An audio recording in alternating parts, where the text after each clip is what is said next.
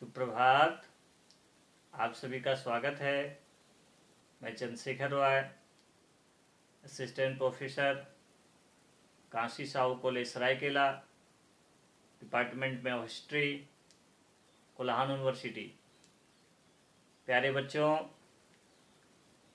आज के इस वीडियो में हम लोग चर्चा करेंगे यूजी सेमेस्टर 5 के पेपर नंबर 11।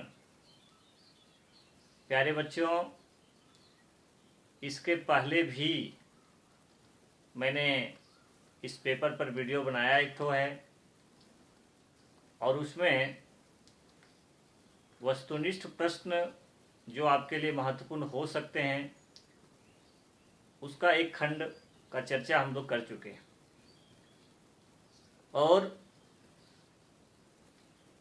आज के इस खंड में, आज के इस वीडियो में उसी खंड को आगे बढ़ाने का प्रयास करूंगा ताकि आपको एक क्रमबद्ध तरीके से इतिहास का समझ डेवलप हो और कोई भी प्रश्न आपसे छूटे नहीं, बल्कि आप उसको अच्छे ढंग से सॉल्व करें। पिछले वीडियो में हम लोग देखे थे कि लखनऊ के अधिवेशन में कांग्रेस का जो नरम दल गरम दल के बीच जो सूरत अधिवेशन में अलगाव हो गया था, और लखनऊ अधिवेशन में वे साथ हो जाते हैं, एकता स्थापित हो जाती है। और 1917 की घटनाएं हैं जब कोई भारतीय राष्ट्रीय कांग्रेस की कोई महिला अध्यक्षता की, आपको पता है उनका नाम था एनी बेसेंट। एनी बेसेंट एक आयरिश महिला थी और भारत में होम रूल आंदोलन को आगे बढ़ाने का काम की। मद्रास वाला एरिया में, पुणे वाला एरिया में बाल गंगाधर तिलक जी फैला रहे थे, और अपने इस नेतृत्व के बदौलत से स्वशासन की मांग कर रहे थे। अच्छे संख्या में लोग जुड़ भी रहे थे। यानी स्वतंत्रता आंदोलन में उनकी बहुत महत्वपूर्ण भूमिका रही। प्यारे बच्चों, आज हम बात करेंगे कि उसी बीच में कुछ और भी घटनाएं हो रही थी। जैसे 1915 में गांधी जी साउथ अफ्रीका से भारत वापस लौट आए थे। उसके बाद आप जानते हैं, आपको मैं पूछ रहा हूं कि गांधी जी के द्वारा सबसे पहला सत्याग्रह कब प्रारंभ किया गया? प्यारे बच्चों, ये जो प्रश्न मैंने आपके सामने रखा है, ये आप क्लास 10th में पढ़े होंगे। क्लास 10th में इसको पढ़ना है। इसके पहले भी आप 8 में भी इसका कुछ झलक देखे होंगे। तो मुझे लगता है कि आप इसके विषय में जानते होंगे। सोचिए, फिर भी आपको मैं सोचने का मौका देता हूं। सोचिए कि उन्होंने पहला सत्याग्रह कब और कहां से प्रारंभ किए और किस लिए प्रारंभ किए। बच्चों, गांधी जी के द्वारा पहला सत्याग्रह चंपारण का सत्याग्रह था,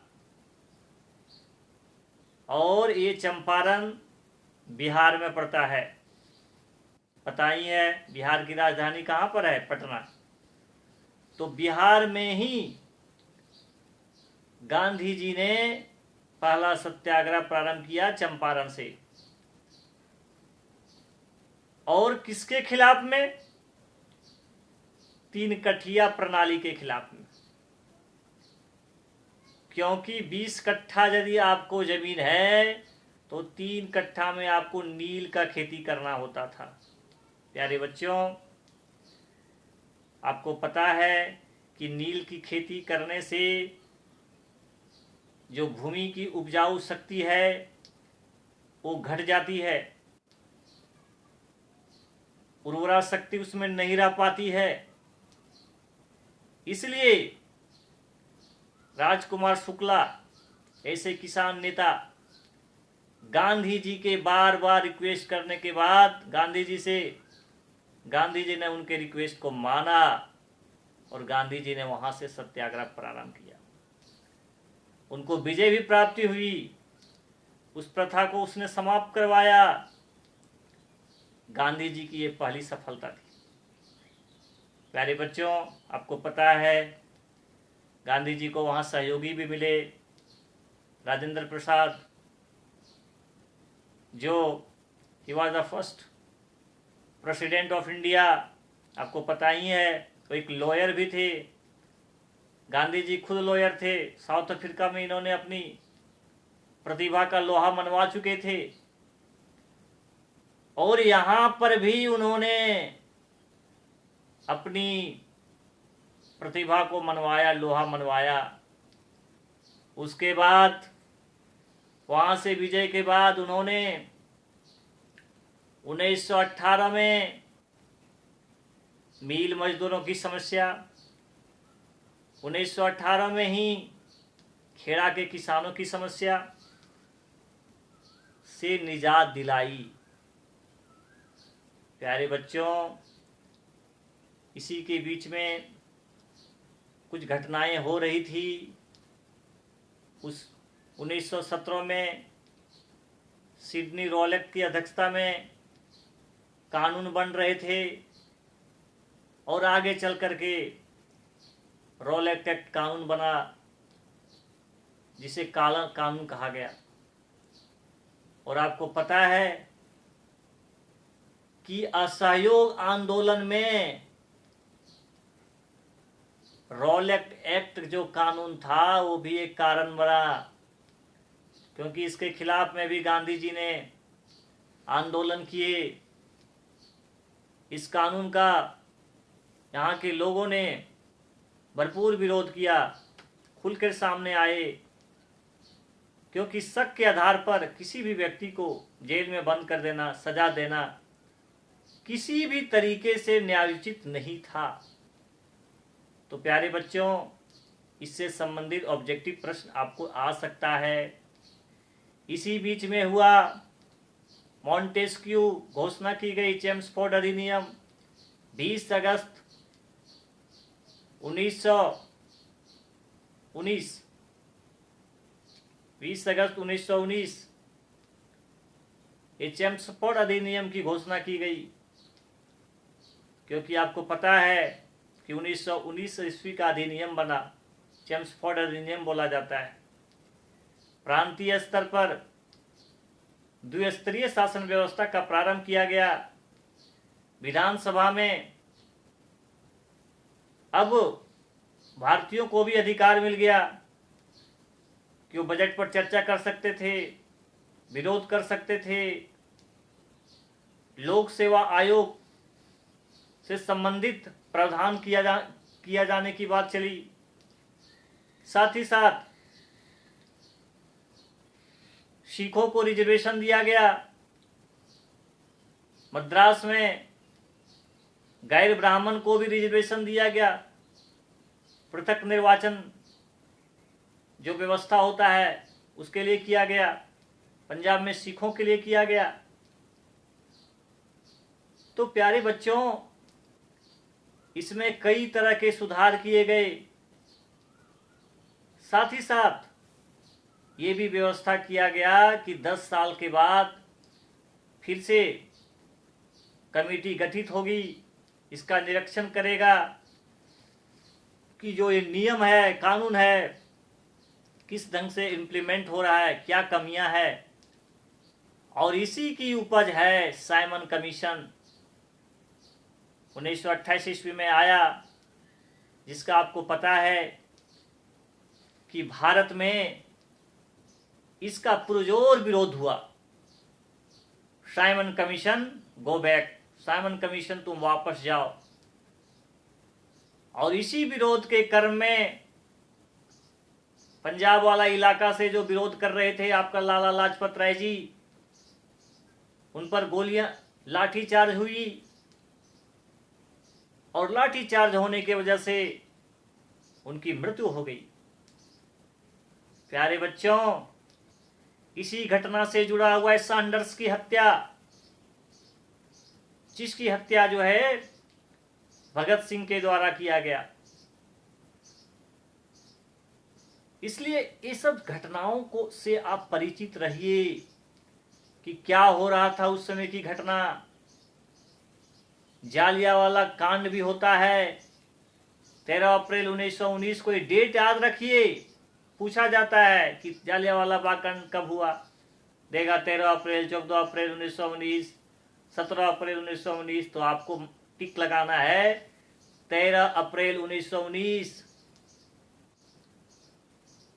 इसके बाद और भी बहुत घटनाएं हुई। खिलाफत आंदोलन हुए, उसका नेतृत्व कौन कर रहा था? अखिल भारतीय खिलाफत कमेटी में गांधी जी को गांधी जी को अध्यक्ष बनाया गया था। इसका भी आप माइंड में रखिएगा। आपको लगेगा कि गांधी जी ये मुस्लिम वाले संस्था में कहां से अध्यक्षता करने आ गए, लेकिन कंफ्यूज नहीं करना है। कंपटीशन में आपको कंफ्यूज करने के लिए इस तरह के प्रश्न डाल दिए जाएंगे। इसलिए खिलाफत कमेटी की अध्यक्षता गांधी जी को दिया गया था। शौकत अली, रहमत अली, इस तरह के जो लोग थे, उन्होंने खिलाफत आंदोलन को आगे बढ़ाने का काम किया था। क्योंकि सिवाई की संधि हो जाने के कारण ब्रिटेन और तुर्की बीच जो पोप की जो शक्ति है उसको घटा दिया गया था, उसके अधिकार को समाप्त कर दिया गया था, जिसके वजह से भारत में खिलाफत आंदोलन हुए। और केवल ये मुस्लिम संप्रदाय का आंदोलन नहीं था बच्चों, इसमें हिंदुओं ने भी मुस्लिम भाइयों के साथ कंधे से कंधे मिलाकर बढ़ चढ़कर हिस्सा लिए। गांधी जी ने पूरा सहयोग दिया और ये आंदोलन जब मुस्तफा कमाल पाशा का समाप्ति हो जाती है तभी ये आंदोलन पूरी तरह समाप्त होता है। प्यारे बच्चों, असहयोग आंदोलन जो हमारे यहां हुआ उसमें खिलाफत आंदोलन, जालियांवाला बाग कांड, रॉलेक्ट एक्ट, ये सब रीजन थे। These are the important reason for असहयोग मूवमेंट। ठीक है, अनसपोर्ट मूवमेंट, यानी हम सहयोग नहीं करेंगे। क्योंकि जितने भी हमारे यहाँ के जो नेतृत्व करने वाले लीडर थे उनकी आशा पर पानी फिर चुका था इनकी करामत को देख करके।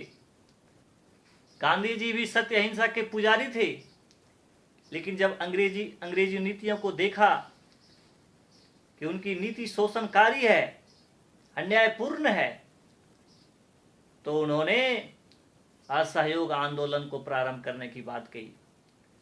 ये भी पूछता है कि किस कांग्रेस अधिवेशन में असहयोग आंदोलन को पूर्ण सहमति दे दी गई। कलकत्ता के अधिवेशन हुआ था लेकिन पूर्ण सहमति नहीं मिली थी, कुछ लीडर का इसमें विरोध था। लेकिन नागपुर का जो अधिवेशन हुआ बच्चों, उसमें इसे पूर्ण सहमति मिली। और इसी बैठक में, नागपुर अधिवेशन में, कुछ महत्वपूर्ण लीडर थे जिन्होंने कांग्रेस से इस्तीफा दे दिया, जैसे मोहम्मद अली जिन्ना, एनी बेसेंट, इसका मैं जो नाम बता रहा हूं, इन्होंने कांग्रेस से अपने पद से इस्तीफा दे दिया, कांग्रेस से अलग हो गए। इसलिए ये डेट को भी याद रखना है, दिसंबर 1920। पूछा जाता है कंपटीशन में कि नागपुर का अधिवेशन कब हुआ था, दिसंबर 1920 में। चाहे पूछा जा सकता है कि किस अधिवेशन में असहयोग आंदोलन के लिए पूर्ण सहमति मिल गई, तो आपको उत्तर देना है नागपुर का अधिवेशन, जो दिसंबर 1920 में हुआ था। प्यारे बच्चों, 20 के बाद शुरू हो जाता है असहयोग आंदोलन, 21 से पूर्ण रूप से शुरू हो जाता है। और इसके बीच में जो घटनाएं घट रही थी, इसको दिमाग में रखना है। जब इसको डिटेल पढ़ाएंगे उसमें और डिटेल बताएंगे, लेकिन ऑब्जेक्टिव पकड़ना कैसे है सो आपको मैं बता रहा हूं, कहां से आप खींचिएगा। जैसे जालियांवाला बाग कांड हुआ, क्यों हुआ? पता है कि डॉक्टर सत्यपाल सैफुद्दीन किचलू को वहां के जो डिप्टी कमिश्नर थे, डिप्टी कमिश्नर ने गिरफ्तार कर लिया, जिसकी वजह से बैठक बुलाए गए थे, चर्चाएं हो रही थी कि कैसे छुड़ाया जाए। और जनरल डायर जो था, उन्होंने धारा 144 लगा दिया था, गोली चलाने की आदेश दे दी थी। बैसाखी का त्यौहार था, तो कुछ मसला को पकड़ना है, जानना है कि घटनाएं इतिहास में देखिए एक दूसरे से जुड़ा हुआ है। केवल सिलेबस को लेकर मत चढ़िए कि बस केवल यही पढ़ना है। मान लीजिए कि आपको आपके सिलेबस में स्वराज पार्टी का कहीं चर्चा ही नहीं है, तो क्या आप स्वराज पार्टी को नहीं पढ़िएगा? एज ए हिस्ट्री का स्टूडेंट होने के नाते केवल आपको सिलेबस देखना ही नहीं है, बल्कि क्रमबद्ध तरीके से रॉलेट एक्ट, जालियांवाला बाग, खिलाफत, असहयोग आंदोलन, चोरा चोरी कांड आपको जानना पड़ेगा। 22 फरवरी 1922 में हुआ था, उसको आपको जानना पड़ेगा कि चोरा चोरी कांड जो हुआ क्या था, कैसे पुलिस थाने में आग लगा दी गई, कितने पुलिसकर्मी मारे गए। चोरा चोरी कांड के बाद गांधी जी ने असहयोग आंदोलन को वापस लेने का निर्णय किया। उसके बाद क्या हुई, तो मार्च 1923 में स्वराज पार्टी की स्थापना होती है। कौन स्थापना किए? तो CR दास, ठीक है, CR दास, मोतीलाल नेहरू महासचिव थे। तो इस तरह से कहाँ हुआ था? तो इलाहाबाद में इसकी स्थापना की गई थी। क्या लक्ष्य था? कि चुनाव लड़ें, विधानसभा में जाएं, अंग्रेजों की नीतियों का हम विरोध करेंगे। ये किस तरह के विचारधारा के लोग थे? ये परिवर्तनवादी थे, ये चेंजिंग चाहते थे। कौन चेंजिंग नहीं चाहते थे? तो इसके बारे में हम देखेंगे। डॉक्टर राजेंद्र प्रसाद थे, और भी कुछ लोग थे, उसको नो चेंजर्स बोला गया। तो इसलिए CR दास मतलब चित्तरंजन दास है ना, इस पर कंफ्यूजन नहीं करना है। चुनाव हुई, इसमें कितना सफलता मिला? विधानसभा के अध्यक्ष कौन बने थे? विट्ठल भाई पटेल। स्क्रीन समिति के अध्यक्ष भी थे आपका मोतीलाल नेहरू। CR दास की मृत्यु कब हो जाती है? 1925 में। फिर जो है सो एक संस्था कमजोर हो जाती है। ठीक है, तो ये सब क्या है? गांधी जी के साथ भी समझौता होता है स्वराज पार्टी का। गांधी जी को भी पहले लगता था कि ये क्या किया, चुनाव लड़ गया, विधानसभा में चला गया, लेकिन गांधी जी को भी जब लगा कि ये संस्था में जाकर के हमारी जो योजना है, हमारी जो सिद्धांत है, उसको आगे बढ़ाने का काम कर रहा है, तो गांधी जी ने भी स्वराज पार्टी को सहयोग किया। बोला ठीक है, अपना आप काम कीजिए, चरखा को आगे बढ़ाइए, सूती खादी को आगे बढ़ाइए। ठीक है, तो इस तरह से आपको घटनाएं से परिचित रहना पड़ेगा। उसी बीच में क्या हो रहा था, तो 1924 में हिंदुस्तान, आपको देखना पड़ेगा, हिंदुस्तान सोशलिस्ट रिपब्लिकन एसोसिएशन की स्थापना हुई। HRA, Hindustan Republican association.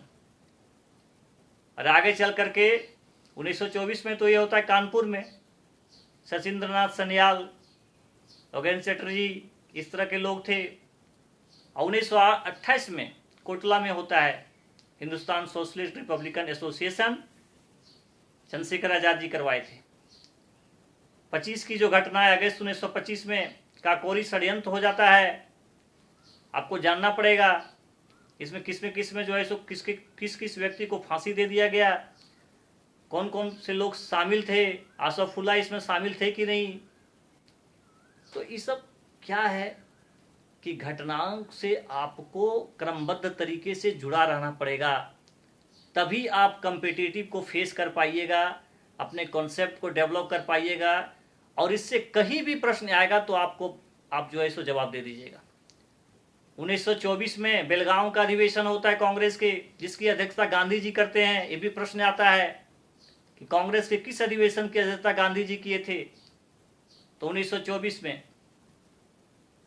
ठीक है, तो इस तरह से जो घटनाएं हैं आपको परिचित रहना पड़ेगा बेलगांव का अधिवेशन में। उसके बाद कानपुर का जो अधिवेशन हुआ था उसकी अध्यक्षता सरोजिनी नायडू जी किए थे। तो घटनाओं से आपको एक दूसरे से इंटरलिंक करना पड़ेगा, तभी आपको पूरी तरह से कॉन्सेप्ट क्लियर होंगे। जो भी घटनाएं हो रहे थे उससे पीछे क्या उद्देश्य थे, संस्थाएं बन रही थी, उस समय के वायसराय कौन थे। तो इस तरह से घटनाओं को आप इंटरलिंक कीजिएगा, कॉन्सेप्ट क्लियर रखिएगा, तो कोई भी प्रश्न आपसे बाहर नहीं जाएगा। प्यारे बच्चों, एक दो वीडियो इससे संबंधित और मैं बनाने का प्रयास करूंगा, तभी आपका पूरा कॉन्सेप्ट क्लियर होगा और कोई भी ऑब्जेक्टिव आपका प्रश्न बाहर नहीं जाएगा, नहीं आपका कॉन्सेप्ट कमी रहेगा। इसलिए आज के लिए बस इतना। आप सभी को पुनः बहुत बहुत धन्यवाद।